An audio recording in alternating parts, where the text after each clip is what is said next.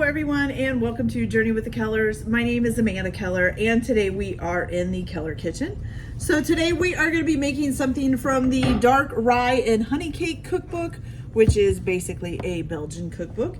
And today we are going to be making a Belgian waffle. This is called the Brussels,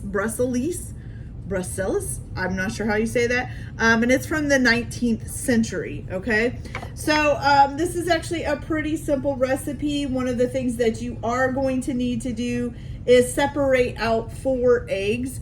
So you're going to need to separate them into their whites and their yolks into 2 different bowls. The whites, if you want, you could go ahead and put them in a mixer or use a hand mixer and beat them until they're got nice and stiff peaks, which I have already done. They're in a bowl over there on the counter, which I will show you. The first step of this recipe is fairly easy. You're going to take 1 cup of unsalted butter, which is basically 2 sticks of butter, and 1 cup of whole milk, and put it in a pan and melt the butter into the milk until you get it all nice and melted like this. Now, once you have that, you also need to have 1 cup of water, cold water, standing by. Now, this looks cloudy because I had the milk in here, so I just used the same thing. And you're going to take this melted butter and milk combination, and you're going to pour it into the cold water to cool it off a little bit, okay? All right, there we go. So now we're going to head on over to the counter here, and I'm going to set that there. And let me go grab the cookbook here so we know for sure what we're doing. It's always a good thing. Okay, so once you get that done and you've got that sitting, and like I said, here is the egg whites beat into stiff peaks, and then I have the yolks sitting in another container. All right, so what you're gonna do next is you're gonna take a large bowl and you are gonna combine your flour, which you need 3 1/3 cups of just all-purpose flour. So we got 1,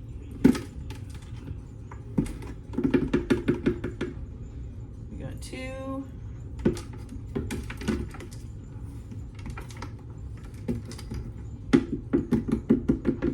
and we got 3, and then we need a 1/3.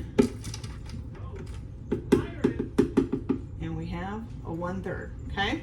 Then you're also going to add to this 2/3 of a cup of either rice flour or 3/4 of a cup of cornstarch. I have some rice flour, so I'm going to be doing the 2/3 of a cup of rice flour, or like I said, you can use 3/4 of a cup of cornstarch too if you'd like to do that. So here is 1/3 of rice flour, and then 2/3 of rice flour. There we go.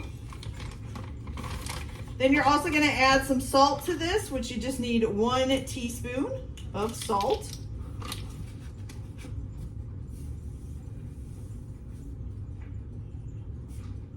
Okay, salt. And then you're also going to need 2 teaspoons of ground cinnamon. Okay.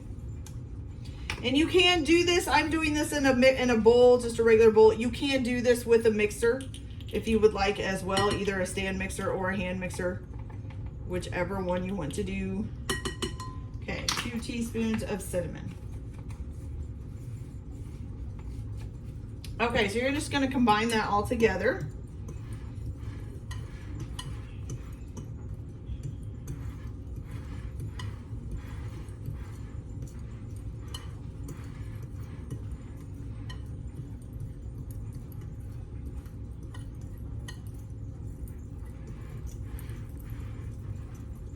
Oh, slopped it a little bit.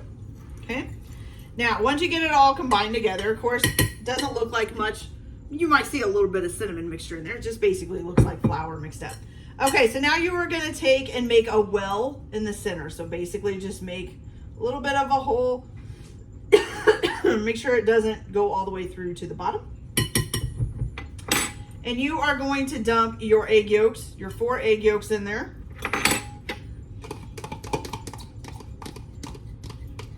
Okay.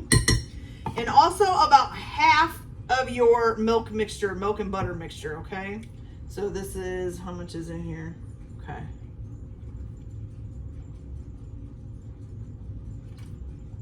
Almost. A little bit more. There we go. Okay. You're going to mix that up.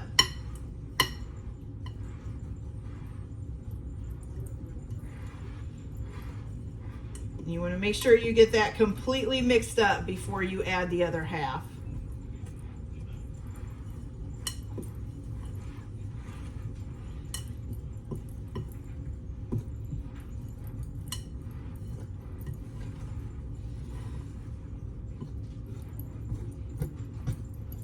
Okay. Now we're going to dump the other half of our milk and egg mixture, or our, sorry, butter and milk mixture, not milk and egg. And then you're going to mix this up real well together, okay? Okay.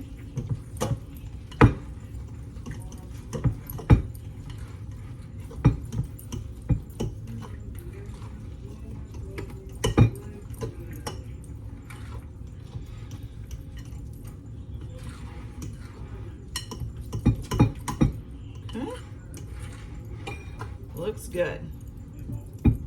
Okay, so now you've got a nice little, basically a waffle mixture. All right, so you're gonna let that sit for a second. While that's sitting there, you're gonna go ahead and plug in your waffle iron, okay, and get it warming up. Now you can also, at this point, if you want, go ahead and beat your egg whites until they're stiff peaks.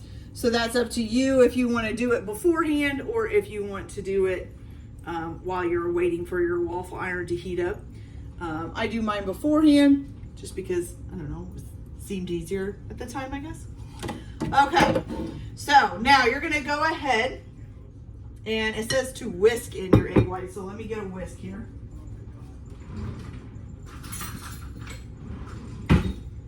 All right. I'm gonna move this fork out of the way. All right, so you're gonna whisk in your egg whites, or fold them in, I guess is actually what it says. Okay, so you're gonna fold them in, which basically means it's gonna come from the bottom. Ew, I don't like using a whisk for that. I'm gonna use a fork. Okay. So you're gonna fold in your egg whites.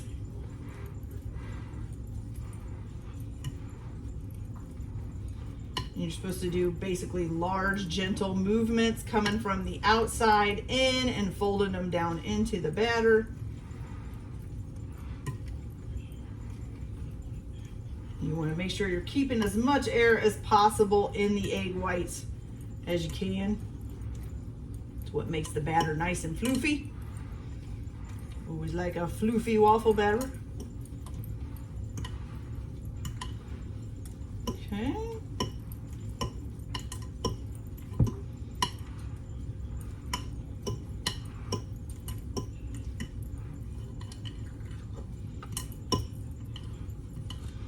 You know, after making some of these older recipes that, you know, back when they were made, they wouldn't have had like stand mixers or hand mixers. It would have just been somebody beating those eggs until they were stiff peaks.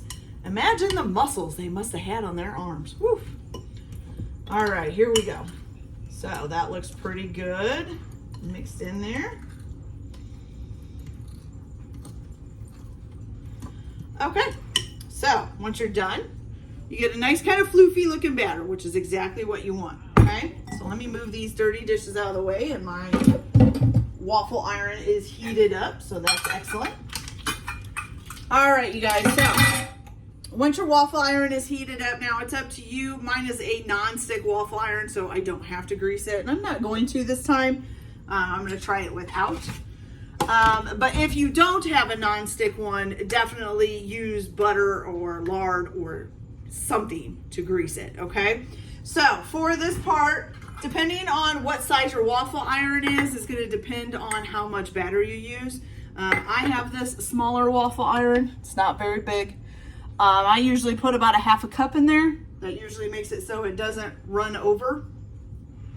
And once again, if you've seen any of my other videos of me cooking waffles, I determine when they're done by, you put them in the waffle maker, close it up, of course. Within a few, usually within like 30 seconds, it'll start steaming a whole lot. And then as slowly that steam will slow down. Once there's just a little bit of steam coming out of it, that's when I will check the waffle. Usually once it's just has a tiny bit of steam coming out, that usually means the waffle is getting done, okay? So, and then you can check it. As long as it looks done, you can pull it out. If it doesn't look done, close it again and leave it in there for a while, okay? So like I said, I use a 1/2 cup for mine. Every waffle iron, depending on the size, how deep it is, all this other stuff, it's going, it's going to be different. And like I've said before with these Belgian recipes, they use several different waffle irons. It's not the same one all the time. They have specific waffle irons for specific waffles. Sometimes they're deeper, sometimes they're shallower, sometimes they're big, sometimes they're little.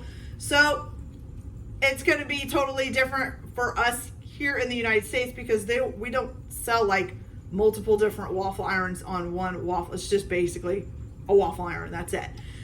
So yeah, so you guys will just, it should taste the same. It just may look the same because it may not be as big or as deep or as thick or as whatever.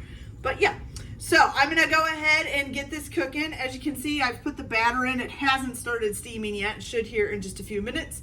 And oh, there it goes. See, starting to see little puffs of smoke coming up. I'm not sure if you guys can see that on camera yet, but there's some steam coming up right here. And so that should start really coming up. And then once that slows down, I will check on the waffle. And then once these are done, I will be back to show them to you guys and we will try them. Now these waffles, it says, are best. Let's see. So it says the best way to keep them is to freeze them and then thaw them for about 30 minutes and heat them up in a waffle iron.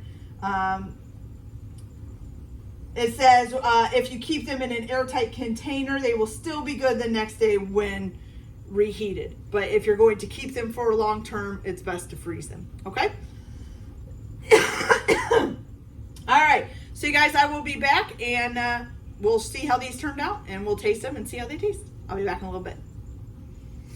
Okay, you guys, so these here are done. I'm still making some. There's quite a bit of batter still to go yet. But these ones are done here. They actually turned out really cute. Now, there is a couple, it suggests for serving them just to take some whipped cream and put it into each individual little hole. You can also just smother it in butter and let the butter kind of melt on top of it. I guess that's a way that a lot of people like it. Okay, so they look really good, but they're really, so I've noticed a lot that the Belgian waffles are a little bit stiffer, I guess you would say. Whereas the waffles that I usually make here in the United States are usually a little bit more softer, kind of more cake-like almost. These are actually really thick and they're a really tough waffle. Like they don't flex a whole lot and stuff. So yeah, so that's really different with the Belgian waffles compared to just a regular waffle, especially a frozen waffle that you buy from the store. All right, so I'm just gonna try this without anything on it and see how it tastes. And then that'll be it. Here we go.